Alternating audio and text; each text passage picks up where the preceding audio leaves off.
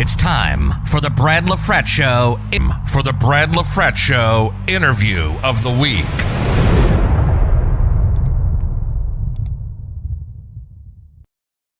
Welcome back to another installment of the Brad LaFrette Show. I appreciate your continued support. Make sure if you haven't already, hit that subscribe button down below, somewhere down here. This week, my guest comes from a very athletic, very competitive, very tight-knit family. His sister is in the recruitment process. She's a very good high school volleyball player. His mother, Maria, played volleyball at Notre Dame. His brother, Charlie, is one of the best tight ends in college football. He is none other than former Oklahoma State and Iowa State quarterback, John Kolar. John and I get into his family dynamic growing up in such an athletic family, his time at Oklahoma State, transferring to Iowa State his last collegiate year of eligibility. Then we also dive into his relationships with the Oklahoma State coaching staff, specifically Coach Mike Gundy. Also, we get into his relationships that he made with the Iowa State coaching staff as well, with Coach Campbell and down the line. We also talk about whether or not Charlie uses his hands to eat spaghetti. Hey, to each their own. If it's a rumor or if it's true, stick around. You might find out. So with no further ado, here's my conversation with John Kolar. Excited to have you on. I'm very interested to kind of learn more about you. I don't think we, as an Iowa State fan, I didn't pay a whole lot of attention when you were at Oklahoma State. So I'm very interested to get your story. And when doing my research, it was interesting to see just how much success you had in high school, and maybe not being able to really get to show that maybe at the collegiate level. But I'm really excited to have you on and get to know you a little bit better. Yeah, again, thank you for having me. And, I guess I'll start with high school. So, came into high school playing football, basketball, and baseball. And going into freshman year, I realized I wasn't going to be able to do all three. And the reason was with baseball, our high school coach claimed he was a multi-sport enthusiast, which I'll get into that later, but I'm a huge multi-sport enthusiast for so many reasons.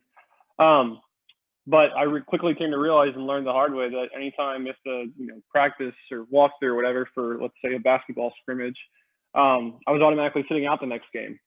And, I realized, okay, I can't, this is, for one, it's a waste of my time. So I'm just driving up here, hour drive, whatever, to Oklahoma City type thing, just to sit out the first game automatically with no explanation. And then, realize, wait a minute, it's because I missed the practice before that. So, after freshman year was just basketball and baseball and basketball and football. After our sophomore year of football, we had just gotten a whole new coaching staff. I think they came in freshman year. And on my sophomore year, we had two senior quarterbacks. One had been a starter and one was a receiver / quarterback. And I was behind them, but we went to state that year, hadn't been to state, I don't know how long. We got killed, but we still went there. And they both graduated. So I was, kind of next in line to take over. Well, that spring of my junior, the spring of my sophomore year, going into my junior year in the fall, as luck would have it, the number one quarterback recruit transferred into my school. He was 1 year older than me, David Cornwell. Ended up going to Alabama, but had offers from everywhere. I don't know what the percentage odds are, but for a school in Norman, Oklahoma, I don't know what the odds are that the number one quarterback transfers in right before you're supposed to take over, if you will. So kind of went back and forth with my parents, what do we do now? Because we came to realize junior year is a huge year for recruiting, especially as a quarterback. And it wasn't looking like I was going to beat him out.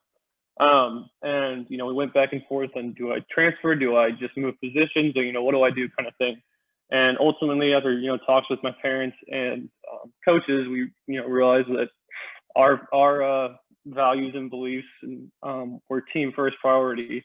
We weren't just going to transfer for personal reasons. So what I ended up doing was moving to receiver, but also still playing quarterback. And at exactly the halfway point, like the play before halftime of like the halfway point game, he ends up going down and tearing his ACL. And at the time, I didn't know he had torn it. I didn't even know what happened. It happened on a punt out of all plays. And I came in and had taken like no reps at quarterback that week for whatever reason, but I hadn't taken a single rep. And we ended up coming from behind and winning, and ended up going on the rest of the season and winning the district. And the whole season, and just kind of like not really a blur, but like I wasn't thinking about if I was playing well or what my numbers were, anything like that. And all of a sudden, December rolls around, and I had gotten a letter from Oklahoma State. It was just like some generic, Merry Christmas type graphic letter. But it showed like I was on their, recruiting list. And then not very long after that, I all of a sudden got followed by just about every coach on the Oklahoma State staff. And they reached out to me and invited me up for a visit. And I'll never forget the day, because my mom's talked about it so many times in terms of what the day was. It was Valentine's Day of 2014. My parents and I went up there, and they offered me a scholarship. And my parents really couldn't believe it, and I couldn't really believe it either. But just kind of the way he said it, he was just talking and said something like, yeah, so we're gonna offer your kid a scholarship. And just kind of went on to the next sentence. My mom was like, wait, can you back up a second? Did you just say you're gonna offer him a scholarship? Anyways, and then just fell in love with the place, the town, the community, the team, all the coaches there.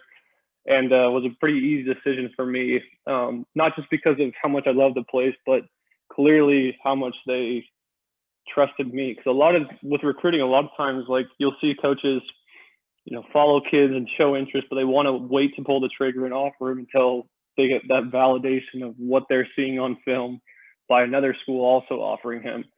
Well, at the time when they offered me, I hadn't even been talked to, been followed, gotten a letter. I was on no one else's radar. And then they offered me, and kind of blew up from there in terms of all of a sudden a bunch of rankings came out and all kinds of coaches followed me. And I think I shut my recruiting process down less than a month after that. And I ended up with one other official offer, which was from Tennessee, but I never tweeted it out. So I don't know if there's any record of that, but a lot of schools were saying, if you will come down for a visit and kind of show interest in us, we'll offer you. But, again, back to the values and beliefs, once I was committed, I was committed. I wasn't going to, show interest in anything like that. And then from there, just decided that, what's the next step? And at the time, it was becoming a trend for quarterbacks to graduate early and start early, get a head start in school and on the playbook and everything like that. And so took a summer class. I think it was the second semester of senior English or something like that. I ended up writing my senior research paper, and then taking the first semester where you prepare to write your senior research paper in the fall, but I'd already written it. Graduated early and started January of 2015, and was in for a total culture shock in terms of school, the quarterback meetings, the weight room, everything was just way more than I expected. I'll never forget my first quarterback meeting. I literally felt like I was in a Chinese class. I tried taking notes, but I just couldn't. I had no idea what even to write down. I just didn't understand anything that was being said. And that was the other thing, that there was, when I came in early, I was the only freshman from my class that came in early. So there was other JUCO transfers or kids that were older that had been in college, but I was the only kid that was, just turned 18 there. So there was no orientation or anything like that in terms of classes, weight room, anything. My first, weight room was a normal Monday, whatever that was. There was no orientation. I was just thrown into the fire essentially. Then spent 4 years there, 4 seasons, and ended up graduating in 2018. And then January of 2019, ended up at Iowa State. kind of taking a step back, you blew up your junior year and had a great success in your senior year of high school in Norman. I believe Norman High. Norman North, yeah. North. Norman North. Yep. Can you talk about that experience? You talked about being grounded and being a team first, kind of talking about your family values. Who had a impact on you there, and talk about that experience, maybe some advice that you got on and off the field. It seems like your family and your values are really strong, and maybe an opportunity to transfer high schools, but you didn't. Talk about someone or some ones that had a big influence on you there in high school. Yeah, well, I'd say first and foremost, it was my parents, but also my head coach at the time, who still to this day I keep up with, Wade Stanley. Just about my parents, for one, there was kind of two lessons. For one, like I said, it's a we before me type thing in terms of team. We've always, believed in team culture, team commitment.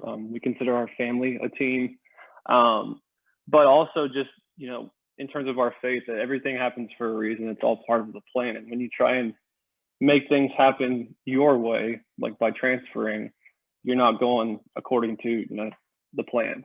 So definitely my parents first and foremost, and then also, like I said, my head coach at the time, Wade Stanley.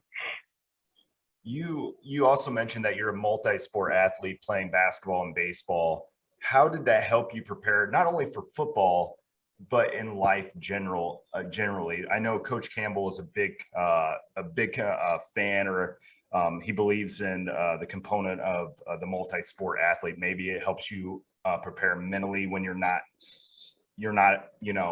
great at football, but you're not so great at baseball. How does that help you prepare for football, being a multi-sport athlete? Yeah, I'm glad you asked. So yeah, like I said, played in high school, basketball, football, and baseball. Before that, growing up, I was soccer, track. I think that was it. Played tennis for fun, whatever. Just anything that had a ball, I was playing it, whether it was for competitive or not. But I think the biggest thing about multi-sport athletes and why I'm such a big enthusiast, some of the best athletes that I've ever met, and most successful, still to this day, the greatest athlete I've ever seen, pound for pound, is James Washington, the receiver from Oklahoma State, who now plays for the Steelers. But I'll use him as an example. He's obviously an incredible wide receiver, but some of the things about being a multi-sport athlete is there's different things you learn from each sport, different skills and techniques. Like soccer is a big, eye-foot coordination, whereas tennis is more eye-hand coordination, whatever it may be. But and then football kind of puts them all together. But like I said, James, for example, comes from a really small town in Texas. I want to say there's like 1,400 people in town, like a 1A school. Well, he played basketball, football, and by football I mean he played every single position. Like if he could throw it to himself, I'm pretty sure he did. Like quarterback, receiver, punt return, DB, kicker, you name it. Like basketball, tennis. I think it was basketball, tennis, football, and there was something else.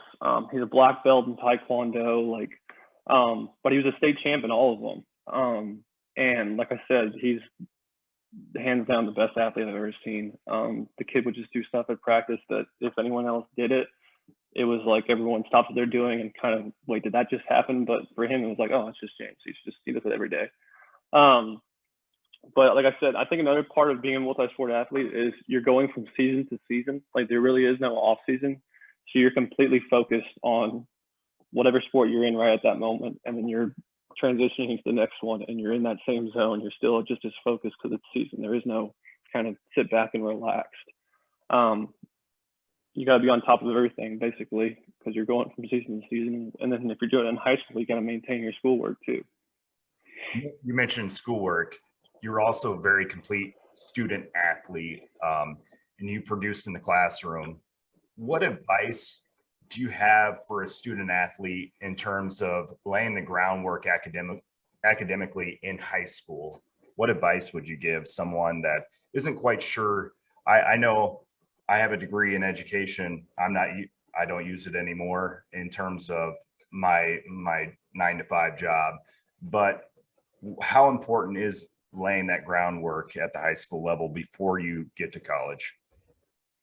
Yeah, I think it even starts before high school. My family has always been. My parents are two, well-known, educated people. My mom went to Yale. My dad's a director of the civil engineering department at OU and has been a professor there for I think 26 years, something like that. And then my mom teaches in the law school at OCU. So since we started school, since pre-K, let's say, they've always been on to us about homework, do extra, do more, read ahead. So that's what I would say in terms of starting young is don't just do your homework. Don't just study the night before the test. Like get ahead, especially if you're an athlete. You're gonna have times where you can't really. You got a game the night before your test. The next morning you got to study 2-3 days ahead. But school's got to be a priority to begin with, and by doing that you got to schedule out your time where you're going to study, where you're going to write your paper, that kind of thing. And then in college, I think one of the things that I really learned that helped me a lot was developing a relationship with your professors. And same thing in high school, because they're all there. Whether it's a high school teacher, a middle school teacher, professor, whatever it may be, they're all there to help you become the best student you can be. And so use them. Go talk to them. Go to their office hours. Go talk to them before school, after school, whether it's about school or not. Just make a relationship with them, because in the end, in my case, when you're trying to get a bump at the end of the semester to get that 89.6 up to an A, you're gonna plead your case a lot better if you have a relationship with them, and not just walking in for the first time and introducing yourself, saying, "Hey, I'm John. Can you bump my 89 up to an A, please?" You mentioned your time at Oklahoma State, and in the recruitment process, they were really your only choice that you basically they offered, and that was into your recruitment process. Talk about what Coach Gundy and the rest of the staff, what they meant to you during your time at Oklahoma State, and talk about some of your favorite memories there during your time in Stillwater. Yeah, I think the biggest thing in terms of what they meant to me in the recruiting process, like I mentioned earlier, it was huge for me and my family for them to show how much, trust and faith, belief, however you want to put it, that they had in me, that they, not only started recruiting me, but offered me a scholarship before I was on anyone else's radar. They didn't need anyone else's validation. They wanted me to be a part of their team and start building that 2015 class. So that's what I did. That was huge to me. Some of my favorite memories in Stillwater, I think goes for the same with Iowa State. Some of the things I look back on in terms of football memories were not necessarily the practices or the games, this and that, but like the locker room, just being around the guys, being around the coaches. I can't really pick one single memory, but just all those locker rooms, all going through it together, and it makes it that much easier, and also just built those bonds a lot stronger. You would eventually, like you said, transfer to Iowa State as a graduate transfer. Can you talk about maybe some of the similarities Coach Gundy and Coach Campbell have, and maybe some of the differences that they have? Yeah, so I think first and foremost, it's kind of it's probably a similarity in all college coaches, but they all want the best for not only for their team, but for their each individual player. And every coach is a different, way of expressing that or kind of translating that. But they're all working, night and day, sacrificing time away from family to make their team and players the best individual players they can be, as well as people. I think that the biggest similarity in terms of Coach Gundy and Coach Campbell is they are big proponents of not only developing the player, but developing the person. The way Coach Gundy described it was just like that. He wants to not only develop the person, but develop the player. And Coach Campbell's way of saying it is, becoming the best version of yourself, as a player, as a student, as a man, a brother, whatever it may be.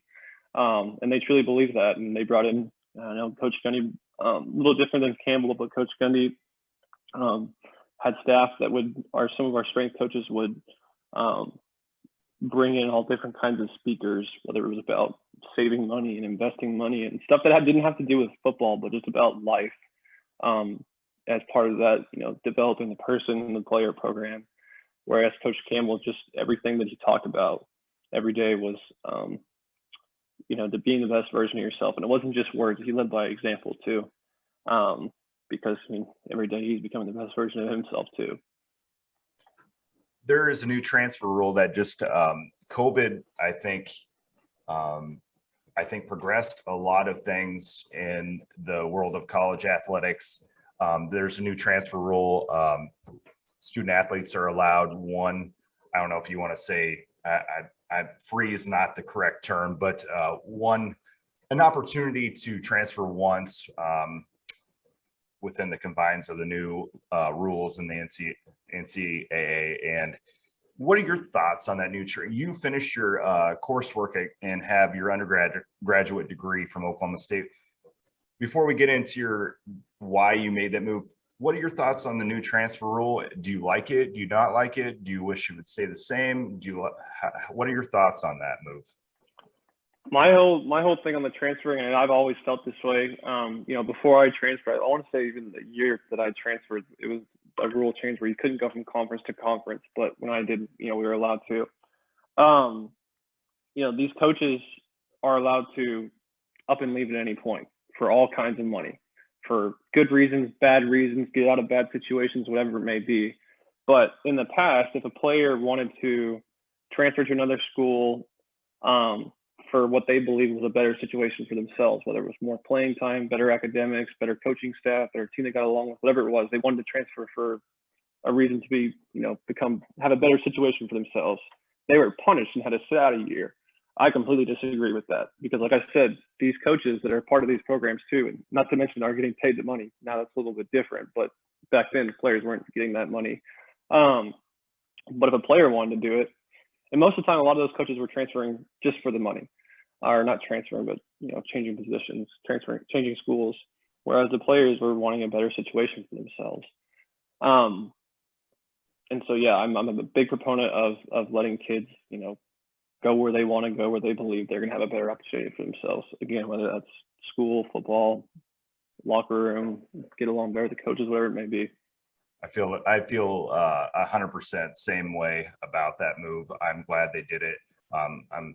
We all need to put ourselves in positions that we're most productive and happiest, first and foremost, with, I think, a lot of mental health becoming at forefront of a lot of social issues. Mm-hmm. I definitely feel like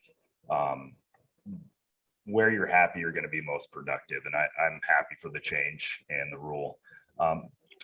Exactly. And I've seen all kinds of kids transfer for different reasons. I've seen kids who had a lot of playing time, but wanted to go somewhere else for maybe even more playing time. I've seen kids who wanted to be closer to home, but they were 4-year starters at this school, but they transferred just so they could be closer to home because maybe their parents had never seen them play a game. They want to have their parents do so. Like situations like that, like how can you punish them for that? And I've seen kids who just weren't happy with where they were at, whether it was playing time related or they weren't doing well in school, or they didn't get along well with the team, whatever it may be. Like I said, just essentially all those kids are transferring to have a better situation for themselves, and I'm a big proponent of that. Is it fair to say that you transferred to Iowa State? Maybe not just because of the coaching staff, but is it fair to say that you wanted to have the opportunity to play with Charlie? Yeah, that was a huge reason. That was definitely a something that only they could offer me in terms of here's why you should come here type thing. And we didn't want to get too carried away with that and focus on that. We wanted to make sure we had all the other boxes checked, that I was able to study what I wanted to study, do it, not only just study, but also be able to complete my degree, my master's degree, in the time frame that I was allowed to be there. We talked about living situation and that kind of stuff, and but also just how well I got along with the coaches. Iowa State was big on getting the school part checked off. That was their first priority because I'm sure we'll go into it, but by the time that I had announced my transfer and by the time that I was finishing my degree and graduating, it was maybe a 3.5 week window where I was, finishing up my senior projects and studying for finals for my last semester, but also talking to as many schools that reached out to me, and then catching up with my parents every night. Okay, today I talked to this school. I didn't like this school. I really like this one though. I'm gonna keep talking to this one. Do you think we could go there this weekend? That kind of thing. And we actually went up and did my official visit to Iowa State, like the Monday, I think it was like a Sunday, Monday of finals week, and then flew back and took my finals starting on like Tuesday afternoon or something like that. Like, it was all a very stressful, condensed time period. And then once we decided we were going to go there, it was immediately, okay, we need this many recommendation letters. We need this transcript sent here.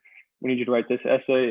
It was all a very stressful and condensed 3.5 weeks. Not only the load of work that you had, how hard was it to leave Stillwater? You gave so much and spent, your undergraduate days there. And how hard was that move for you? It was a really difficult move. I think the biggest decision my parents and I were trying to make was, do I want to play another year? Because again, I was graduating, set to graduate that fall. Do I want to play another year? Or just want to graduate and move on, get a job? Or and if I do want to play another year, do I want to stay in Stillwater another year? And if so, what do I want to study? Or do I want to go somewhere else? If so, where? What do I want to study? So once we just kind of answered those questions one by one, and one of the things that was special about it was not special is the right word, but that showed how special my relationships were there in Stillwater with all the coaches staff, whether it was the compliance, talking to them about putting me in the transfer portal, as well as my relationship obviously with my teammates and coaches and players. Once the news broke out, for one, I continued to play the rest of the season, even though I was in the transfer portal the last 2 or 3 weeks. But all the coaches knew about it, but I still wanted to finish out what I started. They all were asking every day, is there anything I can do to help? Is there anything I can do to help? Please, if any coaches want to talk to me, tell them to call me, whether it was strength coaches, offensive coaches, whatever it may be. But even from there, I still have relationships with all of them. Again, whether it's players, current or former, or coaches. I mean, this last year, I played in the alumni football golf tournament thing in Stillwater they have every year, and went back and saw everyone. There's a lot of same coaches, a lot of them different, but the relationships that I built there were extremely special. And still to this day, like I said, keep up with them and cherish that. When you got to Iowa State, what were your thoughts on the Iowa State quarterback room and your role? Brock Prudy, in my opinion, was exactly what Iowa State needed. I believe his first game, he debuted in the Oklahoma State game in 2018, and he's just someone that I see as someone, if I had a daughter, someone that I'd want my daughter to spend the rest of her life with. He's someone that's not only a leader on the field, but off the field. What were your thoughts going into that room, and what was your role? Yeah, so I'll start with the room as a whole, and I can get into Brock. I could talk about Brock all day. The room, so it was me, Brock, Real Mitchell, Blake Clark, who's been the holder for the last 2, if not 3 years. And then there was a freshman walk-on named Devin. So there was a true freshman, and then if you include 3 redshirt freshmen, Blake, Brock, and Real, and then me, a 5th-year senior. So I took that as a kind of a privilege because all of them, but especially Brock, kind of looked to me for advice on different ideas and different ways I saw things based on my experience. There was a lot of times Brock and I met after practice. Hey, how'd you guys do this at Oklahoma State? What's this drill? When you guys watch film at Oklahoma State, how is it different than how we watch film? What did you guys look for? This and that. But Brock, like you said, you couldn't have summed it up any better. He's someone you'd want your daughter to date. He's a well-grounded man, incredible leader. He leads, like you said, on and off the field. He's the same exact person every single day that that he appears on screen as he is. He's a man of faith, and he comes from a really, really good family. They really raised him well, and him and I had a special relationship, and those times with him, I'll cherish those forever. Did you get to spend any time with Kyle Kemp? Was he GA your year in Ames? Yeah, he was actually my roommate too. What was your relationship like with him? I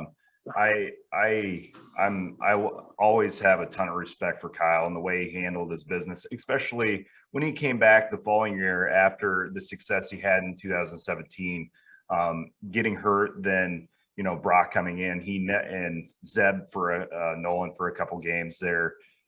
He never I'm sure it was disappointing that he couldn't get back out there and in a starting role, but he never let it show. He always handled his business very, very similar leader, very quiet, and just handled his business the way it needed to be handled. Talk about your relationship with him. I had no idea. You probably had some insight with him, more insight being his roommate.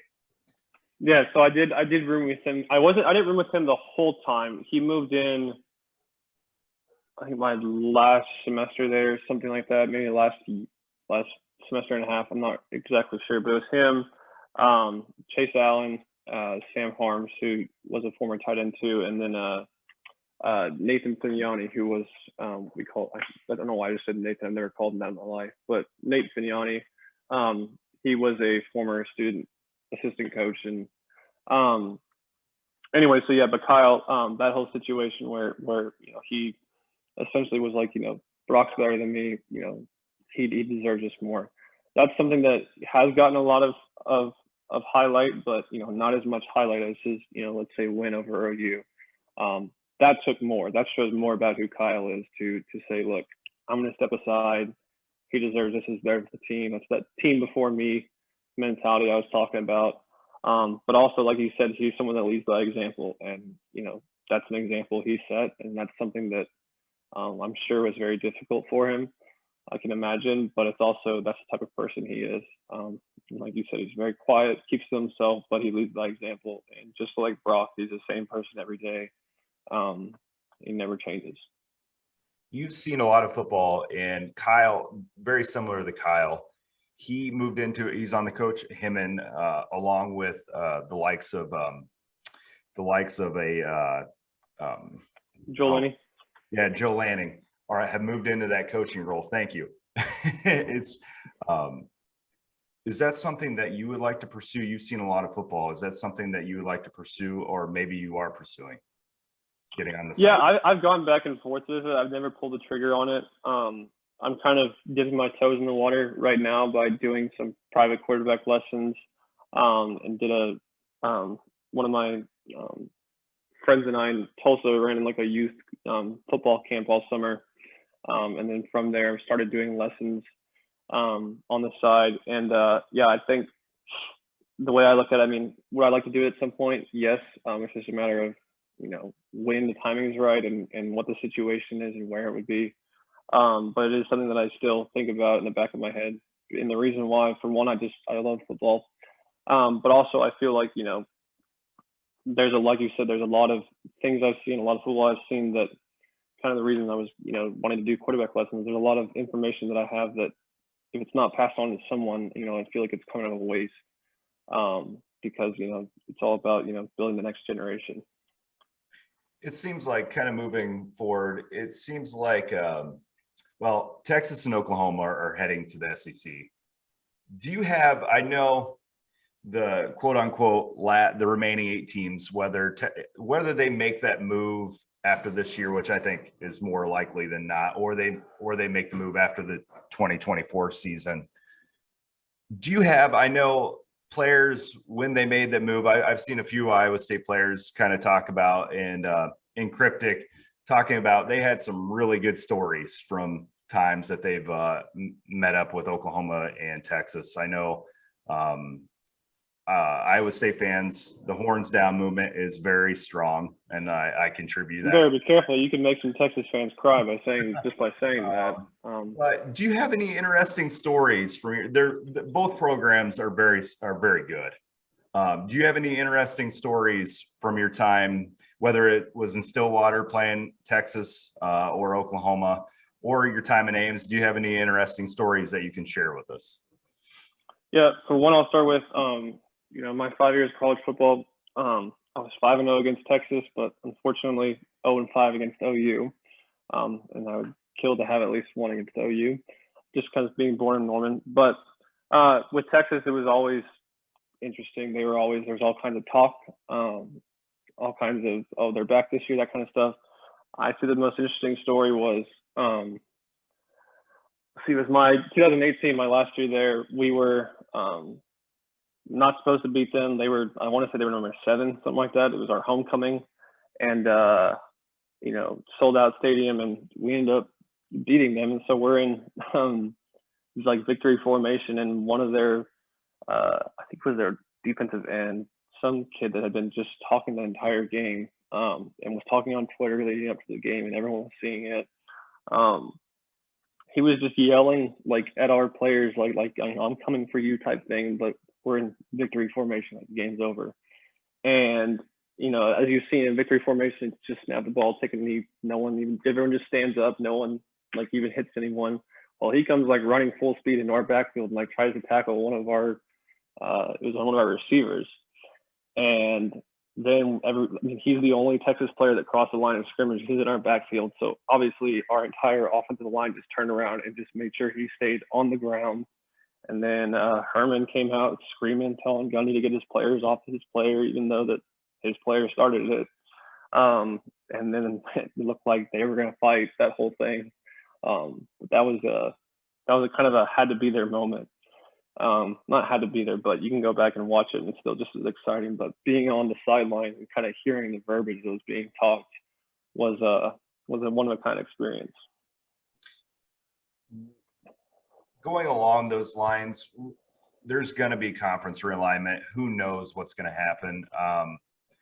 It's, as an Iowa State fan, it is worrisome because I know that TV revenue is a big component of this deal, and people could lose Shout out the Longhorn Network. People could lose their jobs over this, and it does affect people's livelihoods. So it is a concern, especially for fans of the Iowa State fan base. It is a concern. Iowa State's really it's real to me. It's where I had my degree. I spent a lot of time with my wife there in Ames during the fall and winter. I grew up going to Iowa State games when there was about 25,000 people in the stadium and they had carpet. So I know it's been a long journey to get where they are now. And it's a special place to me. But what is Iowa State and Oklahoma State's value to another conference like the Pac-12 or the Big Ten when this all, or if it doesn't remain the Big 12, what is Iowa State and Oklahoma State's value in your opinion? I think they're both invaluable programs, and they both just continue to get more and more valuable. And I mean that from not just a football perspective, but basketball too. Iowa State, or not just basketball, I would say that, but was just going to be my next example, but all sports. Because I think the whole SEC movement and where we're going to go, everyone's thinking about it in terms of football, but I'm looking at it in terms of all the sports that are being affected and or benefiting from it, however you want to put it. But, obviously Iowa State, when you look at it from a football perspective, has gone, made milestones of improvement from where they used to be with Campbell and are continuing to go up. And Oklahoma State's been the same way. But then you start looking at the other sports, basketball, Oklahoma State, just had the number 1 draft pick, and Iowa State's gone to multiple Big 12 tournaments and won them. And you can go down the list in terms of all the sports that they bring to the table, where they've been successful and continue to be successful. So I think they're a huge get to any conference that gets them. But I do think the whole moving to the SEC and breaking apart the Big 12 is obviously hugely driven by the football programs.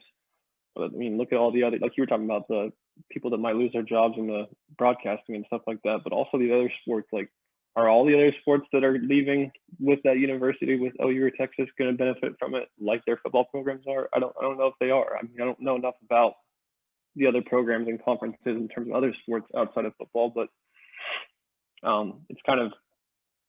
it's clearly just for the football team that they're moving, but it's affecting all of their other sports programs. Not only the movement in conferences, it revolves around money. Unfortunately, a lot of our lives and our daily lives revolve around it as well. But something I've seen as a positive, at least from my perspective, has been the name, image, likeness, which was the big story before the Texas-Oklahoma news broke. I do see some negatives, like Alabama has a freshman quarterback in Bryce Floyd that hasn't taken a snap, that's already made over $1 million. It's interesting to see how mentally kids handle that much money at this stage in the game. But for example, your brother Charlie has a T-shirt at Cyclone Fanatic. I got to ask you first: does he eat spaghetti with his hands? Can you confirm yes or no? I've personally never seen it, but at the same time, I can't see it, but I wouldn't put it past him. This is a kid who, I think it was his freshman year, to put on more weight. The key to gaining weight and muscle was protein. So logically, Charlie thought, okay, I'll have cereal in the morning and then I'll eat leftover dinner from the night before after that. So I've seen him eat, a bowl of Lucky Charms and then a bowl of chili right afterwards from dinner the night before to gain extra weight. And it worked for him. But not for me. I stuck to the, protein shakes and stuff like that. But, I wouldn't put it past him, but I don't know. I've never seen him do it. No. How would you, like I said, there's good and bad and it's very early in the stages of NIL. So there's a lot to be worked through, a lot of verbiage and universities are, I believe, are handling it in the best way they know possible now. But how would you have, if you had the opportunity to capitalize, how would you have approached NIL? For one, I think it's long overdue. You talk about all the kids that, like the Trevor Lawrences and stuff like that of college football that have made not only so much money for their university off of their name, image, and likeness, but also the NCAA as a whole. And you can go down the list in different sports of the top players, the top, whether it was the Heisman or the baseball college World Series, whatever it may be. It's about time the players got paid for that kind of stuff. What, in terms of how I would have handled it, or I believe I would have handled it based on, like I said, my values and beliefs that I was raised in,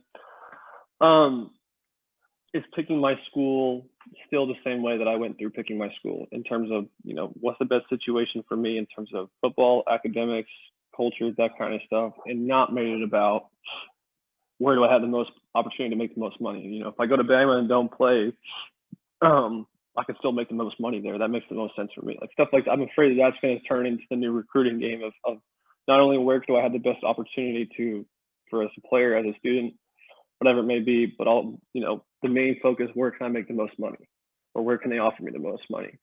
I see that being a huge hurdle for schools to overcome, to be able to compete with the amount of attention that programs like Bama and Clemson get in terms of the recruiting game, because those big star recruits think they can, make more money there, and they probably can, but it's not about that. It's about where can you develop as a player and a person. So that's how I like to think that would have gone about it. Now my 18-year-old self, I probably would have tried, it would have been hard to not think about the money part, but I think my parents would have kept me in check. Do you feel eventually that the players will have representation like a union, like the NFL? I think it would make the most sense to have, a representation of whether it's, I know that there is kind of smaller representations, like we called it SAC, both at Oklahoma State and Iowa State, Student Athlete Academic Committee, I believe is what it stands for. And they have national meetings, but it's basically a leadership type committee, but it's not as well attended as it should be. But that's kind of from what I understand, was the voice for the student athletes to make changes. But yes, I believe they should have, a national more presence. Who would be a couple players from your time in Oklahoma State and a couple players from your time in Ames that would be good representation for a committee? I'm going to go with the ones that represented the SAC committee that I talked about. At Oklahoma State, it was Brad Lundblade, who also was a roommate of mine. He was a walk-on who earned a scholarship and was a starting center. But when I went there early, I roomed with another kid who was from Norman, who was a kicker, and Brad was one of our roommates, as well as another kid. And then my roommate in Ames, one of my roommates who is very involved in SAC, Chase Allen. What if you had to give someone coming up, getting into college, getting in the collegiate game, what is one piece of advice that you received maybe from a coach or another player that stuck around with you that you would be able to pass on? I think the kind of a cliche one in terms of living the moment, but not really for one living the moment, but also like taking the time to sit back and realize like how fortunate you are to be in the position you are, whether you earn a scholarship or not, but to be a part of, a university's team, whether it's football, basketball, baseball, soccer, whatever it may be. It's easy to get wrapped up in, how much I'm playing, how well I'm playing, how well our team's doing, this and that. But it's really hard to think about, or it's not really hard, but it's easier to think about that than it is to think about, wait a second, like how lucky and blessed am I to be in this position, because there's thousands and thousands of kids that would give their right arm to be in the position that I am, yet here I am, complaining or worried about, not performing as well as I should be, or playing as well as I should be, or my team side, whatever it may be. But taking time to realize like how lucky and blessed you are to be where you are. You grew up in a family that was very athletic, with your mom Marie playing volleyball at Notre Dame, your brother Charlie, in my opinion, in many's opinion in Cyclone Nation, my biased opinion, that Charlie is the best tight end in college football. And then you were able to have this great experience as well at Oklahoma State and Iowa State. I got to ask, who is the best athlete in your family? Well, I think we're all going to have the same answer, but Katie Bug, our sister, I think one of the things that, for one, she's our sister, but just to kind of backtrack, like you said, so yeah, you got me going to college, and being on scholarship, and then Charlie. You left out Sam though. Sam's actually on full scholarship at Arkansas, but as an academic, and he's as smart as they come. He's a perfect ACT score, National Honor Society, all that. And then Katie Bug is Katie. We call her Katie Bug, but she's a volleyball player, and she is actually on a recruiting visit right now, on an official visit, and probably going to commit. I'm not going to say where she's at, but don't want to break that news, but that's what it's looking like. What was that dynamic? I got to kind of going back to before high school. What was that dynamic like for you guys growing up? It had to be competitive. Oh, we're extremely competitive. And it's kind of hard. It's hard to see where it's easy to it's not hard. It's easy to see where it comes from when you know my parents well. Everyone knows my parents, but especially when you think of my mom at sports games, everyone can hear her and see her yelling and making noise. She's not like the type of yellers who yell at coaches or refs or anything like that. She's just like, come on, John, come on, Charlie. Or, my senior year, the most famous thing you could hear, or the number one chant you could hear was throw it to Charlie all the time. That was her favorite play. But then my dad is the silent, can't hardly sit down, has to walk around, feels like he's going to throw up because he's so nervous. But I mean, he like, I guess they show their competitiveness in different ways. My mom is loud and cheering and all that, and jumping up and down in the stands and won't sit down the entire game. Meanwhile, you won't see my dad next to her because he's somewhere at the top of the stands, pacing around because he can't hold it together. He's so nervous. But I mean, like we said, we all played on all kinds of sports teams. It'd be interesting to go back and try and tally up how many teams we've been a part of.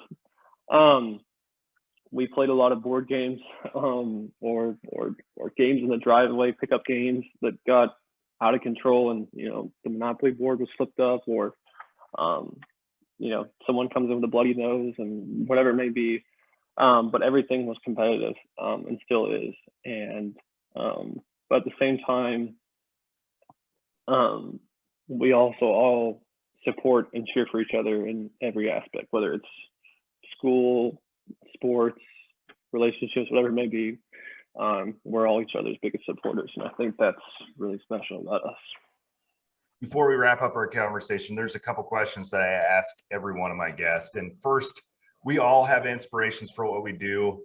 I have many favorites in the sports world. Who would you put on top of your sports Mount Rushmore? Whether it be coaches, players, or a mixture of both, who's on that list? I'd say Coach Campbell is definitely up there. From Oklahoma State, I'm going to take Coach Glass, our strength coach. He is as good as they come. And then my high school coach, both my high school head coach and offensive coordinator. The head coach is Wade Stanley, and the offensive coordinator was Brent Barnes. So that would be my Mount Rushmore right there. Great list. I'm curious to do more research on your high school coach. It seems like someone that you hold in high regard. So I'm very curious to do some research on him and find out more about the high school program. Absolutely, yeah. There's a quote that I refer to in my daily life every morning and every evening, and it's "Do good, be grateful."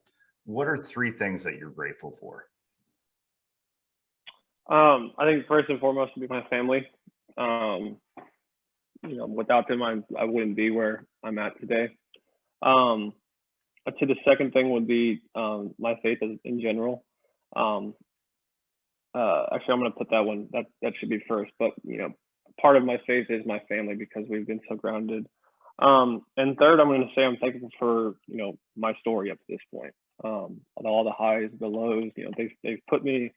All the experiences I've had, they've shaped me to who I am today. And so I'm thankful for that. Again, both the goods, the bads, the uglies, whatever it may be. I'm thankful for all of it. Great stuff, man. You talked about coaching some skills camps with quarterbacks and doing some other things. Where can Cyclone Nation and all the Oklahoma State fans that are able to view this, where can they follow you at?